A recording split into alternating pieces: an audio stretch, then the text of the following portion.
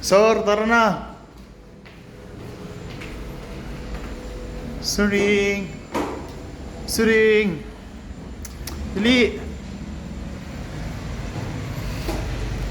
Ito kasi si Sor, guys. Wait lang.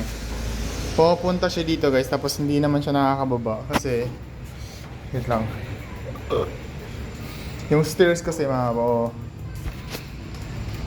Tara, tara. Wait lang. Hirapan ako ah. Huwag ka kasing umihi. Ito muna. Tama, tara. Tara, bilis.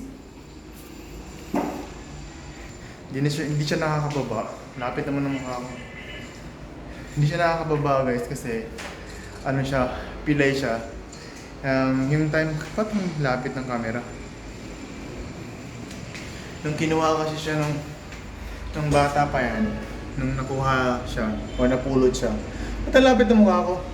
Yun, yung napulot yung aso na yun, nasagasaan siya. So parang na-rescue na lang siya. Parang 50-50 na siya kasi lumabas na ata yung buto niya nung time na yun.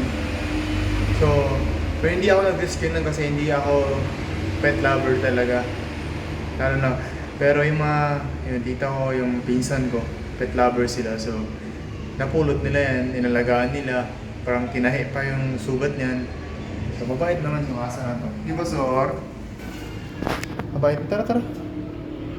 Kawawa. Yun. Pilay siya, di ba? O, nahirapan yung bunga ba?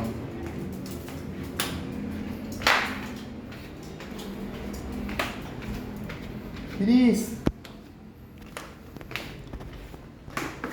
Tara! Bilis! Lapit na yun. Bilis!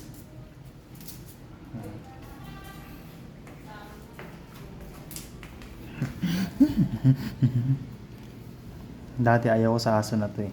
Pero ngayon kasi, mabait naman kasi yung si Sor, no? Kaya love ko na si Sor ngayon. Tara! July?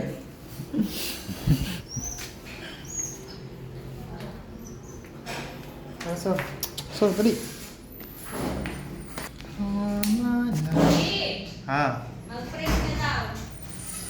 Ice for steak. Mineral ice for steak. Yun lang, share ko lang.